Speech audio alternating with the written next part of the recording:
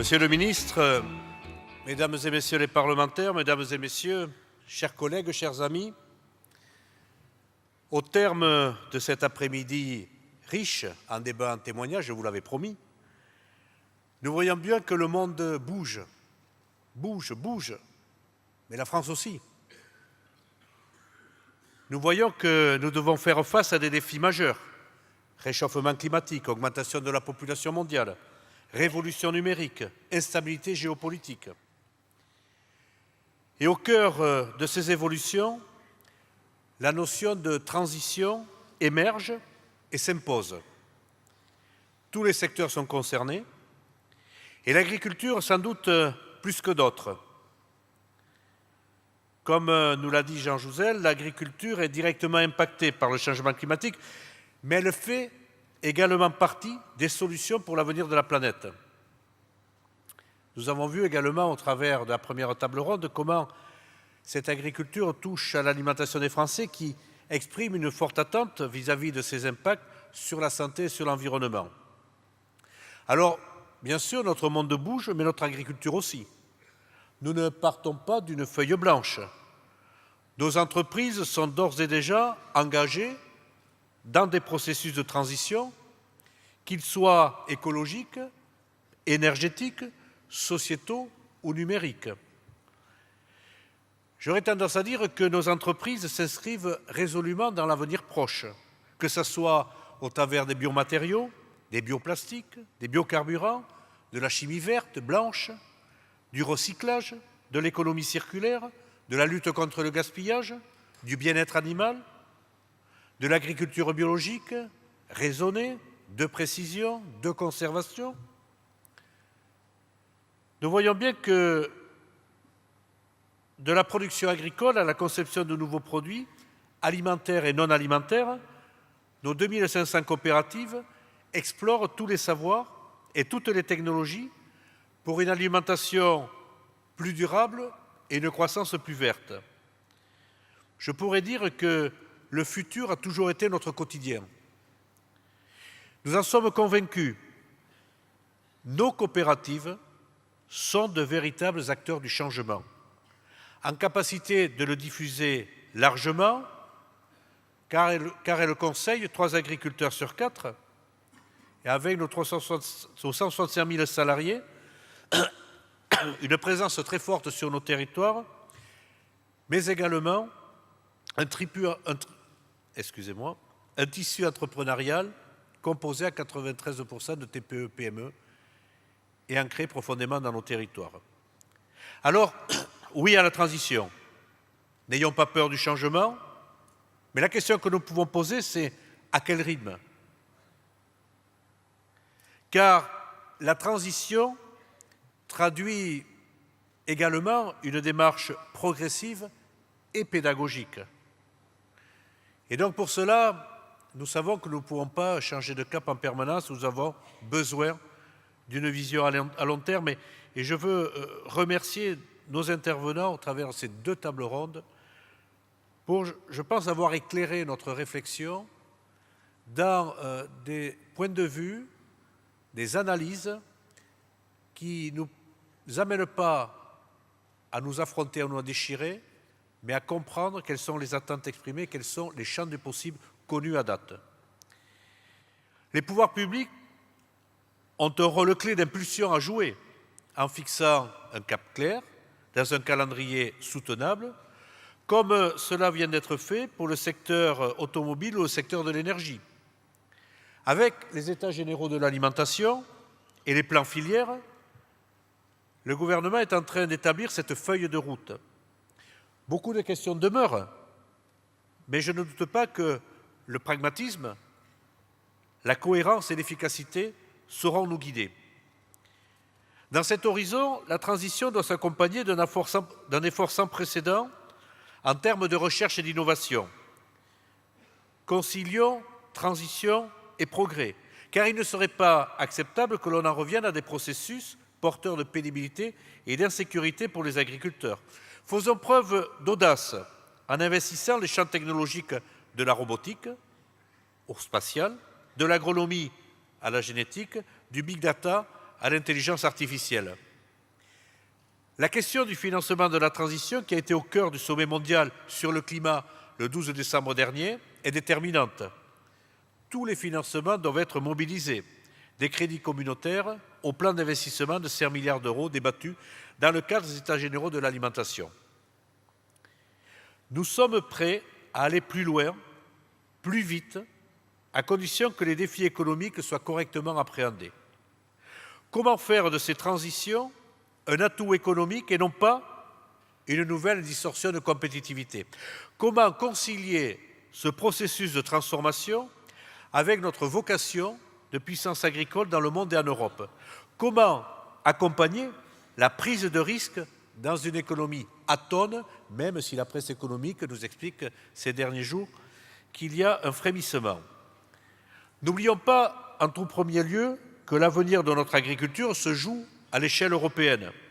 C'est pourquoi nous avons encore besoin d'une politique agricole commune ambitieuse, dotée de véritables outils de gestion des aléas.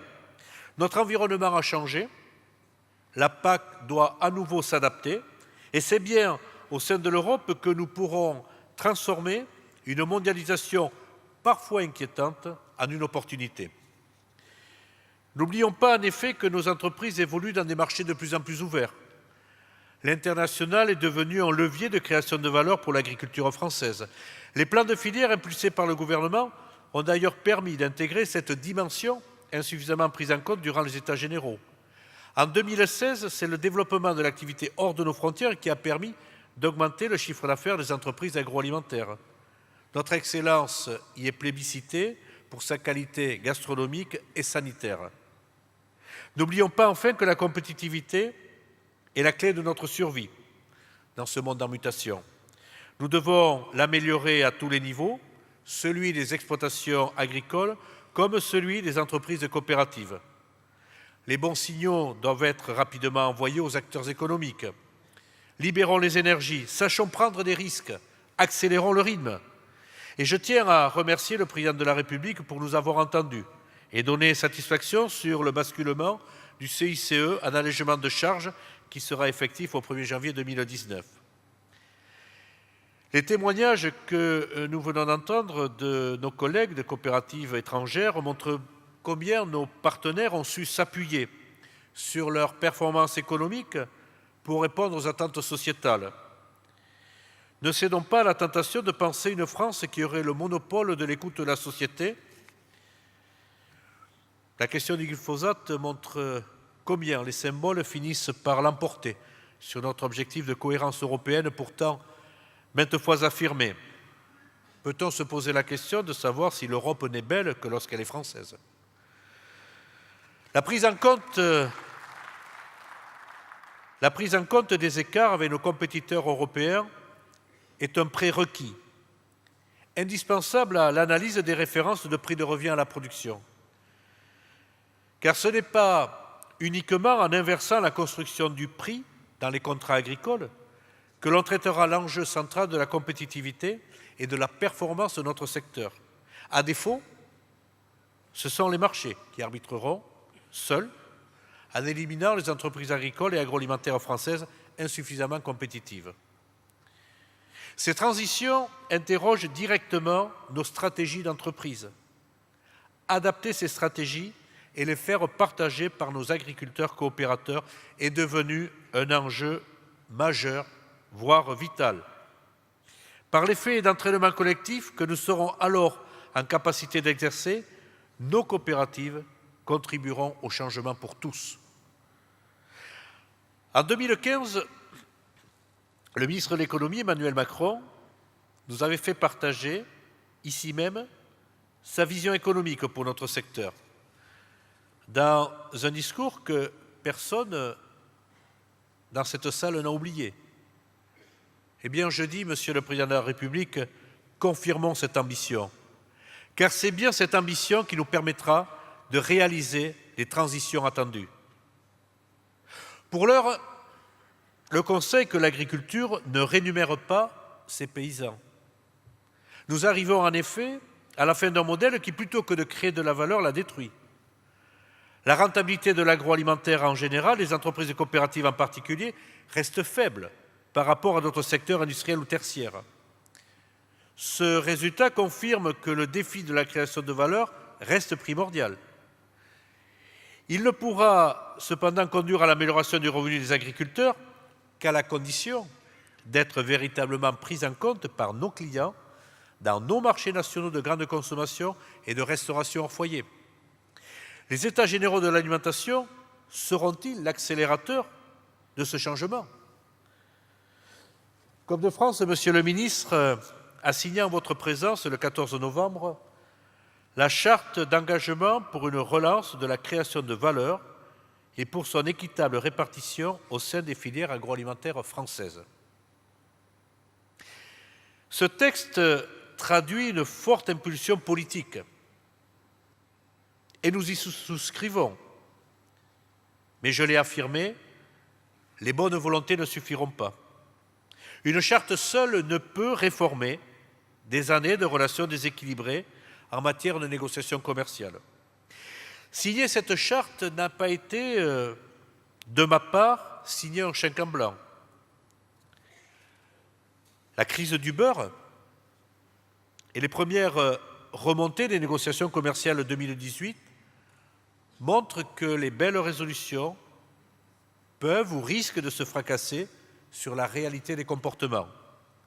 Nous serons donc vigilants sur le nouveau cadre législatif issu des États généraux de l'alimentation. Les coopératives attendent très rapidement des éléments concrets, qualifiés, sur les différentes mesures liées au renforcement de la clause de renégociation, à l'interdiction des prix de cession abusivement bas, à la limitation des promotions, au renforcement des contrôles et au seuil de revente à perte. Si l'on veut donner aux agriculteurs la maîtrise de leur destin, le monde agricole doit pleinement revendiquer son rôle d'acteur économique et en tirer toutes les conséquences en termes d'ambition, d'organisation et d'adaptation à l'évolution des marchés alimentaires. Sans cela, nous irons vers une agriculture intégrée par l'industrie ou la distribution. Ce n'est pas ce que nous voulons. Nous saluons donc la reconnaissance et le soutien apporté par le président de la République aux organisations de producteurs commerciaux, puisque la coopération, nous le disons, en est la forme la plus aboutie. Alors, bien entendu, nous entendons les demandes de la société, nous entendons aussi les débats au sein de nos coopératives. Permettez-moi de rappeler que les coopératives ne sont pas des entreprises comme les autres. Elles sont le seul lieu, au sein des filières alimentaires, où la création de valeur et son partage font l'objet de décisions démocratiques. Société de personnes et non de capitaux, nous pratiquons au quotidien la démocratie participative, qui se décline bien évidemment lors de l'Assemblée générale annuelle, mais également tout au long de l'année, lors des réunions techniques d'information avec les adhérents ou lors des assemblées de section, pour les plus grandes de nos coopératives, soit plusieurs dizaines de réunions par an et par coopérative. Le respect de ces principes coopératifs est soumis à des contrôles permanents, d'agrément par le Haut Conseil de la coopération agricole, de contrôles réguliers par la révision coopérative agricole renforcée par la loi sur l'économie sociale et solidaire de 2014. Ce sont ainsi plus de 800 révisions qui ont eu lieu depuis 3 ans, soit plus de 90% du chiffre d'affaires de la coopération agricole. Les agriculteurs sont organisés en coopérative pour 2 raisons. En premier lieu, pour le conseil, dont nous ne séparerons jamais, car il est constitutif de notre raison d'être. En second lieu, pour répondre aux besoins des exploitations agricoles par la mutualisation des ventes et des achats. Monsieur le ministre, dans le projet de loi relatif aux États généraux de l'alimentation, une ordonnance est prévue sur la séparation de la vente et du conseil pour les produits de protection des plantes. Il semblerait, je parle avec précaution, il semblerait que la séparation capitalistique des activités soit envisagée. A-t-on vraiment bien mesuré toutes les conséquences de cette proposition? Et je laisse le débat ouvert. Nous sommes conscients que, comme dans tout système démocratique, nous sommes soumis à des exigences croissantes, notamment en termes de transparence sur l'équilibre entre les impératifs de rémunération de l'adhérent et l'objectif de pérennité de l'entreprise. Les attentes qui s'expriment trouvent leur réponse dans la mise en œuvre des textes actuels. Et c'est ainsi que nous avons d'ores et déjà renforcé nos engagements avec l'amélioration du recours à la médiation de la coopération agricole, avec une proposition de mise en place d'un numéro vert, la systématisation de la signature des bulletins d'engagement par le nouveau coopérateur, l'application généralisée des documents uniques récapitulatifs, passons de l'oral à l'écrit. Pour nous, les États généraux ne sont pas seulement des mots, mais aussi des actes. La coopération agricole est une force en mouvement. À l'heure où les corps intermédiaires sont critiqués, où les postures individuelles semblent l'emporter sur le collectif, où les systèmes de représentation politique sont bouleversés, Coop de France est engagé dans une dynamique de renforcement. D'importantes réformes internes sont ainsi en cours au sein de notre organisation. 10 ans après la création de Coop de France, le projet de fusion de la Fédération nationale des coopératives laitières avec Coop de France élargira le périmètre de notre organisation, renforcera notre expression politique et nos capacités techniques. Une nouvelle section métier du lait sera créée demain, pour peu que nos assemblées générales respectives le décident. Il s'agit d'une décision très importante qui marque une nouvelle étape pour la coopération agricole.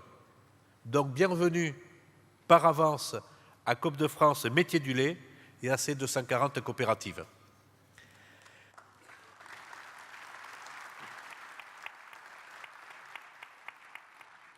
Enfin, je voudrais dire que si la coopération est au service des agriculteurs, elle est aussi au service de la société.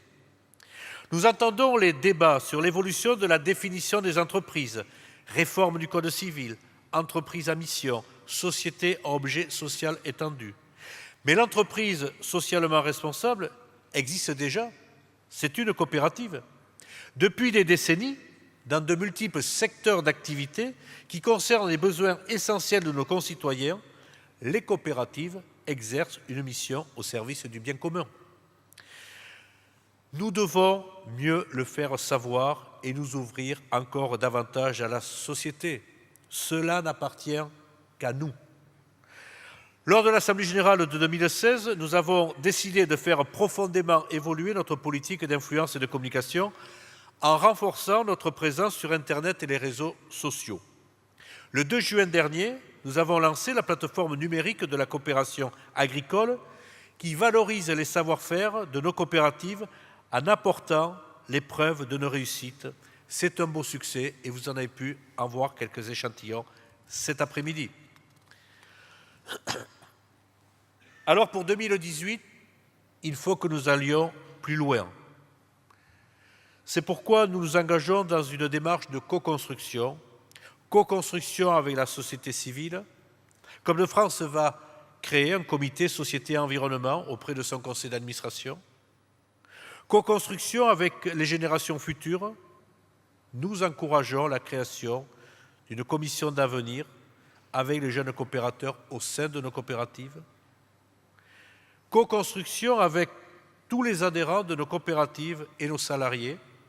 Nous allons lancer un grand débat coopératif qui se déploiera en 2 temps forts, une tournée en région à la rencontre de nos entreprises coopératives, une consultation par Internet des agriculteurs, coopérateurs et des salariés. En conclusion, vous le voyez, Coop de France défend une vision tout à la fois ambitieuse et pragmatique de l'agriculture française, au service de nos entreprises coopératives, des agriculteurs coopérateurs et de nos concitoyens. Tous ici réunis dans cette salle, ambassadeurs de nos 2500 coopératives et 12 600 CUMA, nous sommes mobilisés pour accompagner nos adhérents coopérateurs dans les transitions écologiques, énergétiques et sociétales avec une vision économique réaffirmée. Notre volonté de renouveler la confiance avec la société est, Monsieur le Ministre, notre responsabilité commune. Car le progrès partagé est notre vision de l'avenir. Nous l'avons publié ce matin dans la presse nationale au travers d'un manifeste coopérer pour le bien commun. Et avant de vous céder la parole, Monsieur Travert, ministre de l'Agriculture et de l'Alimentation, je vous propose de découvrir cette ambition en images. Je vous remercie.